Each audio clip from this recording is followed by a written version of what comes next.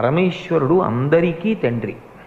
ఏదో మంచి వాళ్ళకి మాత్రమే నేను తండ్రి, దుష్టశక్తులకు రాక్షసులకు నేను తండ్రిని కాను అన్నమాట ఉండదు.